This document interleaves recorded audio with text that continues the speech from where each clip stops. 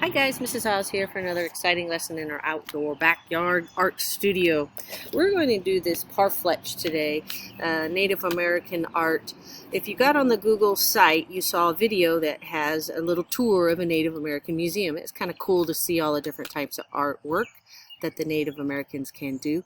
We're going to do a parfleche, kinda. A parfleche is actually Native American bag.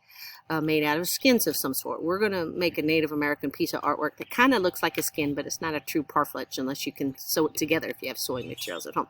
So here's a few things that you need to do to have your Native American parfleche. You need a brown bag. You could use oil pastels if you have them. Probably need a pair of scissors. Probably need a brush. You could use paints if you have any kind of paints, or you can use crayons if you have crayons. If you don't have paints, you can always use a little bucket of coffee.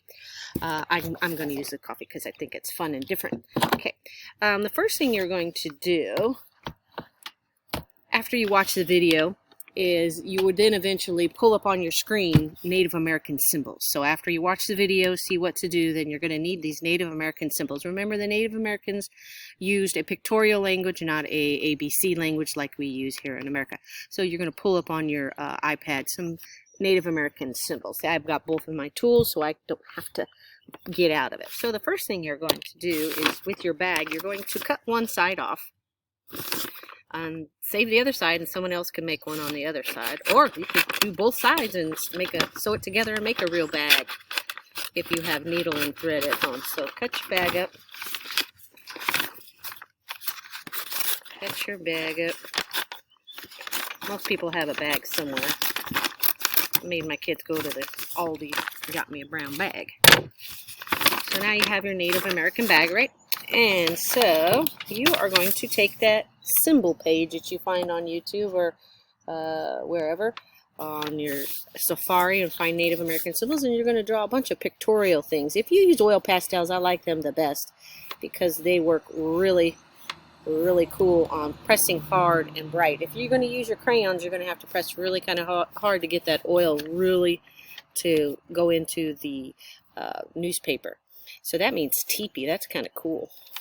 That's kind of teepee.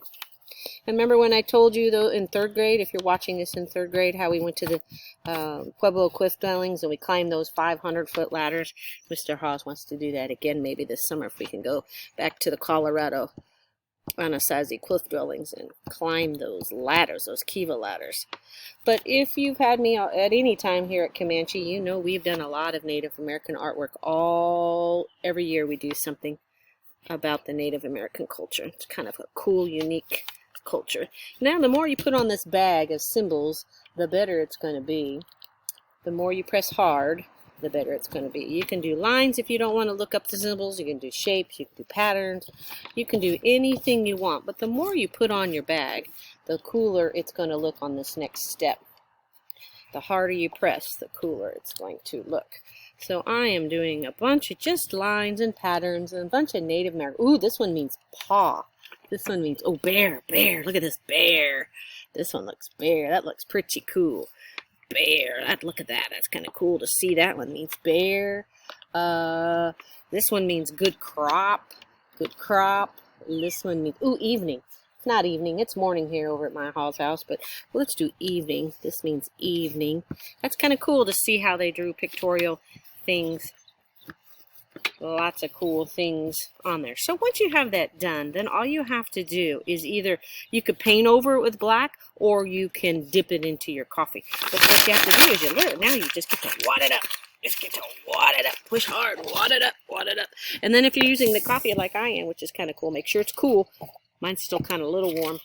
I just poured it right out of my coffee pot. And you get to dip it in there.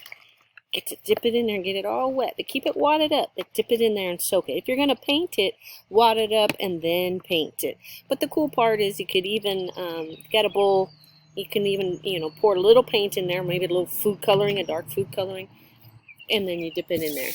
Squeeze it out. And then here is your Native American kind of story. It's kind of cool. Now, if you wanted to make it look really old at the end, you could, when it's wet, you can kind of rip these ends to make it look like it's a really old and not such a square piece. which is kind of cool too, to make it look. Now, some people dip this in Indian ink and all that. That's kind of messy. So coffee works good, paint works good. Even if you don't have those kind of things, just having it all wadded up and dip it into plain old water, whatever works for you. Hey, if you got colors, you could try food coloring, fun colors, like maybe put it in pink or something and see what happens when you dip it into something colorful. That would be kind of fun too. Are you ready? Set? Go have fun making your Native American parfleche.